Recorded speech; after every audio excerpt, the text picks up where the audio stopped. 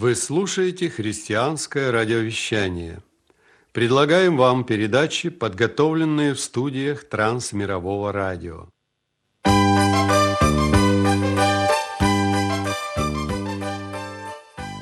Мой сябра, Божие ягнятка, Табе даверліва даю нябеснай мілаты зярнятка. Пасей яго ў душу сваю, каб узышло, закаласіла, бо толькі ў Божай праўдзе сіла.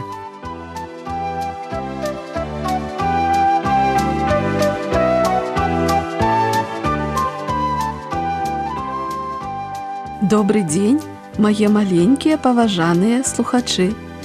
У эфіры радыёперадача «Зярнятка» і разам з вамі яе вядучая спадарыня Наталля.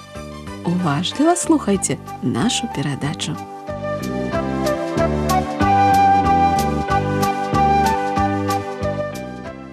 Хлопчыкі і дзяўчынкі, сённяшняя наша перадача адбудзецца на беларускай мове.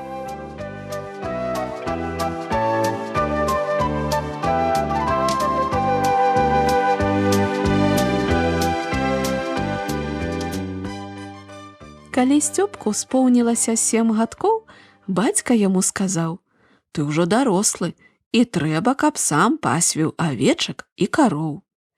Сцёпку не вельмі падабалася пасвіць жывёл, але ж слова бацькі было для яго законам. На пачатку вясны Сцёпка разам з іншымі хлопчыкамі-аднагодкамі пачалі выводзіць статак на пашу. Дзеці даволі многа часу праводзілі разам. Таму тое, што яны пераймалі адзін у аднаго, звычкі, словы, паводзіны, вучыліся адзін у аднаго добраму і не толькі, не здавалася нікому дзіўным. З раніцы кожнаму хлопчыку яго матуля складвала торбачку з ежай. Клала туды бутэлечку малака, хлеб, кавалак сала, яйка, а бывала, што і цукеркі, або штосьці іншае, салодкае. Не любілі хлопцы пасвіць статак, аднак іх вабілі прыгоды, а свет вакол здаваўся ім поўным нечага незвычайнага, займальнага і прыгожага. Дамашнія харчы хутка з'ядаліся, і хлопцы шукалі сабе штосьці яшчэ. Таму бывала, што яны здабывалі сабе ежу там, дзе пасвілі статак. Часам збіралі грыбы, часам шукалі яйкі розных птушак, ці ўжо восенню капалі у чужых агародах бульбу і запякалі яе на кастры. Праўда, здабываць бульбу было даволі небяспечным заняткам, бо гаспадарам не вельмі падабаліся такія госці на агародзе. І бывала, што хлопцам перападала за такія ўчынкі. Аднойчы Сцёпка разам са сваім братам Алесем вырашылі распаліць вогнішча і спякчы на ім бульбу. Праўда, бульбы ў іх яшчэ не было. Яе трэба было спачатку выкапаць на полі суседа Івана Пятровіча. Ад свайго бацькі хлопчыкі ведалі, што браць чужое – гэта грэх, таму што адна з Божых запаведзяў гаворыць: «Не крадзі». Калі хто парушае гэтую запаведь, ён трапляе ў сетку д'ябла, а гэта вельмі небяспечна. Многія людзі за тое, што кралі, гады свайго жыцця праводзяць за кратамі. Сцёпка добра ведаў усё гэта, але разважаў ён так: «Хіба ж гэта крадзеж, калі ты проста накапаеш бульбы, якая вырасла ў агародзе, няхай і суседскім?» З гэтымі думкамі хлопцы забраліся ў агарод Івана Пятровіча і выкапалі дзесьці з 12 добрых бульбін. Прынеслі іх да вогнішча і паклалі туды. Сцёпка з Алесем ужо адчувалі апетытны пах печанай бульбы, як раптам убачылі, што да іх кульгае сам Іван Пятровіч. На вайне гэты чалавек пакалечыў нагу і цяпер быў інвалідам. Вайна і іншыя жыццёвыя турботы так мотна паўдзейнічалі на гэтага чалавека, што ён стаў панурым, злосным і нелюдзімым. Дзеці яго баяліся, ды і дарослыя стараліся абыходзіць як мага далей. Убачыўшы гаспадара Бульбы, Сцёпка і Алесь зразумелі, што ім не здабраваць. «Трэба ўцякаць!» вырашылі яны і кінуліся бегчы. Раз'юшаны гаспадар не мог дагнаць іх, але ж каля вогнішча хлопцы пакінулі сваю фуфайку і іншыя рэчы. Свой гнеў Іван Петровіч і абрынуў на вогнішча і на фуфайку. Зруйнаваўшы ўсё, гаспадар крадзенай бульбы пайшоў да хаты. Вярнуўшыся на гэтае месца, хлопчыкі ўбачылі сваю фуфайку, якая тлела ад галавешак, раскіданых у розныя бакі. «Шкада фуфайку, добрая была. Цяпер будзем мёрзнуць, бо другой няма». Тут хлопцы засталіся і без бульбы, і без фуфайкі. «Іван Петровіч, напэўна, зараз пойдзе да бацькоў і будзе лаяцца з імі», – разважаў Алесь. «Не трэба было нам браць гэтую бульбу, вунь колькі зараз клопату», – адказаў Сцёпка. «Як жа цяпер ісці да бацькі? Як растлумачыць матулі, дзе падзелася фуфайка?» Але ж выбару няма, і як толькі сонца схавалася за гарызонт, збянтэжаныя і спалоханыя, хлопчыкі пагналі статак у вёску. Дома ж у братоў атрымалася непрыемная размова з бацькамі. Прыйшлося расказаць усю гісторыю, нічога не ўтойваючы.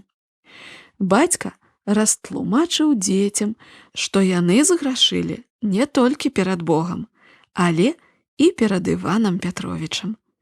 Калі перад сном сям'я сабралася на малітву, Сцёпка і Алесь маліліся Богу і прасілі прабачэння за тое, што яны зрабілі.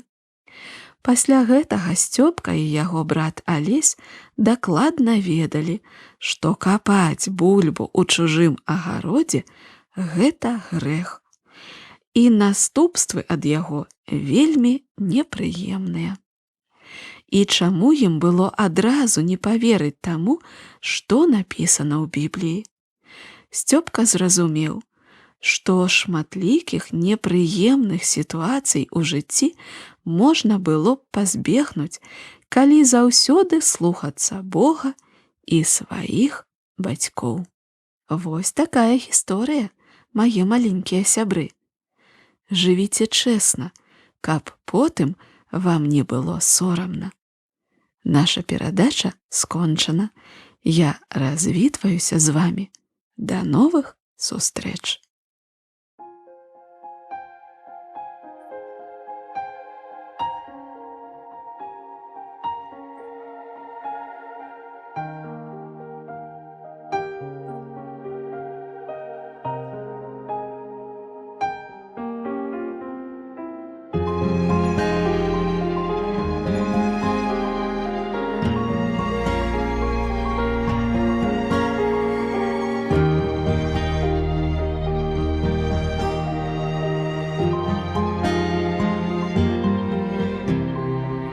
Утром на рассвете буду слушать ветер, может, в нем услышу я тебя. Знаю, что на свете, знаю, больше нету вот такой любви, как у тебя.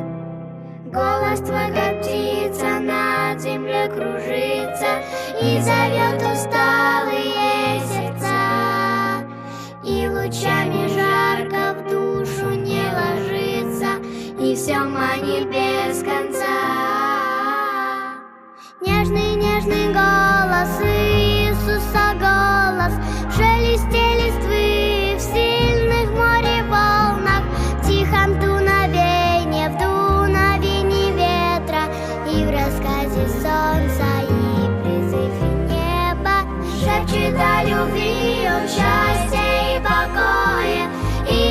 что бурю он тебя укроет. Только ты послушай и открой всю душу для него. Утром на рассвете буду слушать ветер, может, в нем услышу я тебя. Знаю, что на свете, знаю, больше нету вот такой любви, как у тебя. У любви Иисуса сила и прощение, ты зовешься странника к себе. Терпеливо долго ждешь, чтоб дать спасение, ты во всем мой Бог, и ты везде. Нежный, нежный голос Иисуса, голос в шелесте листвы и в сильных море волнах, в тихом дуновении, в дуновении ветра и в рассказе солнца и призыве неба. Шепчет о любви он, счастье и покое, и о том, что бурю он тебя укроет. Только ты послушай и открой всю душу для него.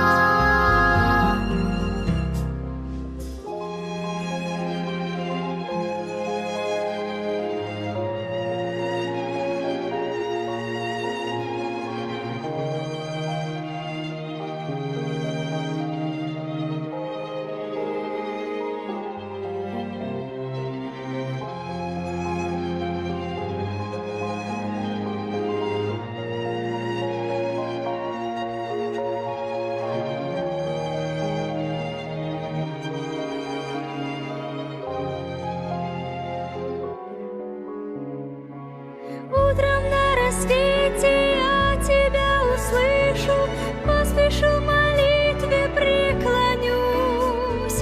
Голос твой во всем, что здесь живет и дышит, в нем краса любви твоей, Иисус.